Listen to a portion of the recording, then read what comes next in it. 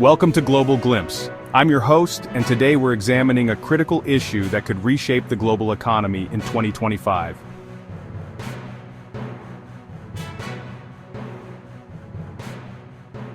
As we stand at the threshold of 2025, 10 nations are teetering on the brink of complete economic collapse. The stakes have never been higher. Our journey begins in Argentina, a nation defined by passion and paradox.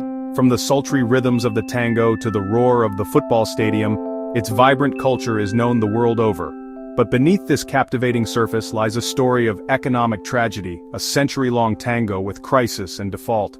Once one of the wealthiest countries on earth, a magnet for European immigrants seeking prosperity, Argentina's 20th century was a slow, painful slide into instability. A recurring cycle of populist governments, unsustainable spending and political upheaval eroded its foundations. The core of the problem has been a chronic inability of the state to live within its means. For decades, successive governments have financed massive fiscal deficits not with taxes or responsible borrowing, but by ordering the central bank to print money. This addiction to the printing press has systematically destroyed the value of its currency, the peso, and with it, the trust of its own people. Today, that historical failure has reached a fever pitch. We find a country in the grip of hyperinflation, which has soared to a staggering 249%. This isn't just a statistic on a screen, it's a destructive force tearing through the fabric of society. It means a monthly salary can lose half its value before it's even spent. The middle class is evaporating, and poverty is now the reality for over 40% of the population. Compounding the crisis is a crippling debt burden. The country faces over $14 billion in debt payments this year, a ticking time bomb on its national balance sheet. But the state's coffers are empty. In fact, they're worse than empty. The central bank's net reserves are deep in negative territory, meaning it owes more hard currency, mostly US dollars, than it actually possesses.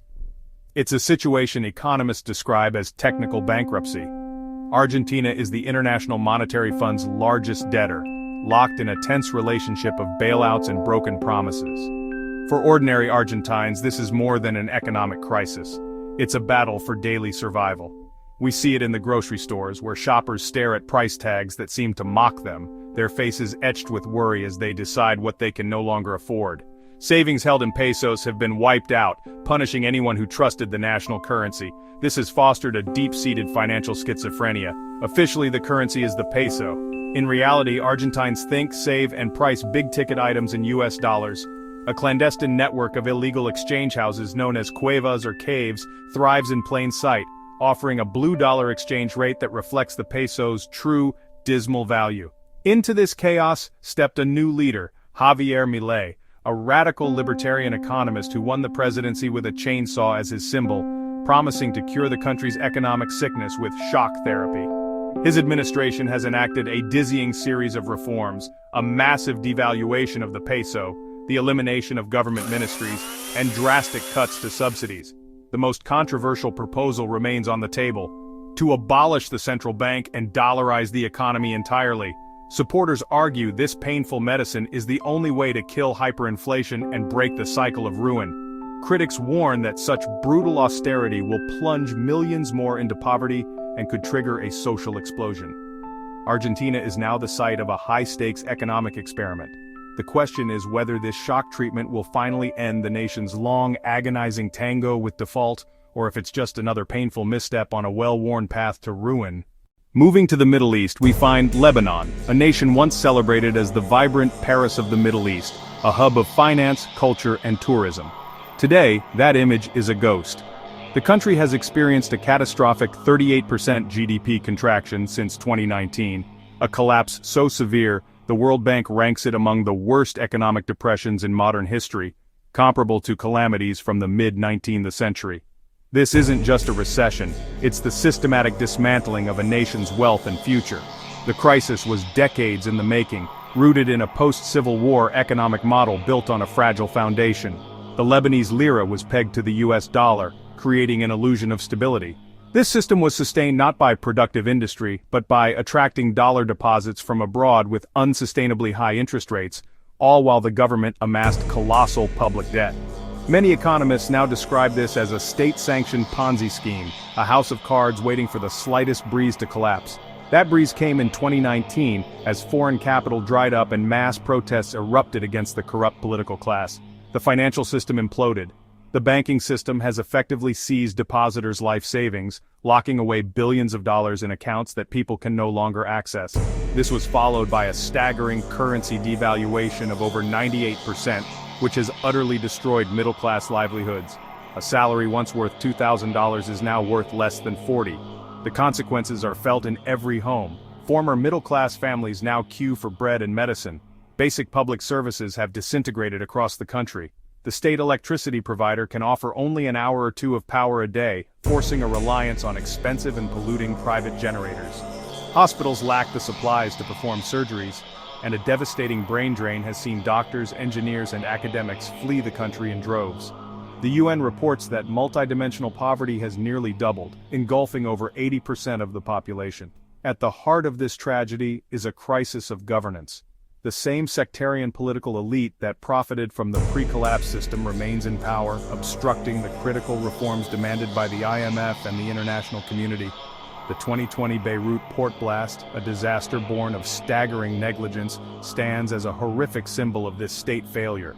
Without a fundamental restructuring of its financial and political systems, Lebanon's path to recovery remains blocked, leaving its resilient people trapped in a state of perpetual crisis.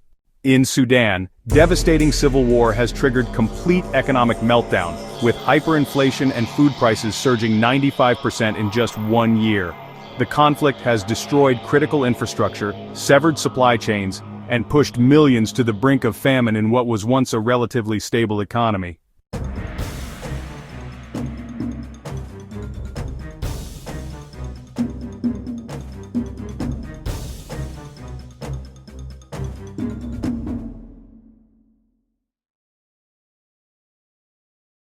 Sri Lanka is attempting recovery from its 2022 sovereign default, but this stabilization remains incredibly fragile with high social costs.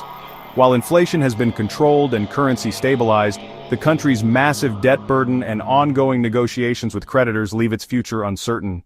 Pakistan shows surprising signs of turnaround with inflation at 30-year lows and stock market hitting records, but structural challenges remain deep-rooted. This nuclear-armed nation of 240 million people still faces enormous external financing needs and depends heavily on continued international support. Syria remains synonymous with suffering after more than a decade of brutal civil war that has completely shattered its once diverse economy. Over 90% of the population lives below the poverty line, with 12 million people food insecure and dependent on humanitarian aid for survival. Myanmar's 2021 military coup ended a decade of economic opening, plunging the nation into civil war and turning it into an international pariah. Foreign investors have fled, taking capital, technology, and jobs, while the local currency has collapsed and banking system teeters on failure. Our final case, South Sudan, represents a crisis of absolute dependency. Born from decades of conflict, its independence in 2011 was a moment of profound hope. But the world's youngest nation was built on a single fragile pillar: oil. This black gold accounts for an astonishing 90% of all government revenue and nearly all of its exports. This isn't just an economic dependency, it's a structural vulnerability hardwired into its very existence. The nation is landlocked, and its only route to international markets is a pipeline stretching 1,500 kilometers north, through its old adversary Sudan, to the Red Sea. This single artery is its economic lifeline. Now that lifeline is being severed. The brutal civil war raging in Sudan between the Sudanese armed forces and the Rapid Support Forces has spilled over, directly targeting this critical infrastructure.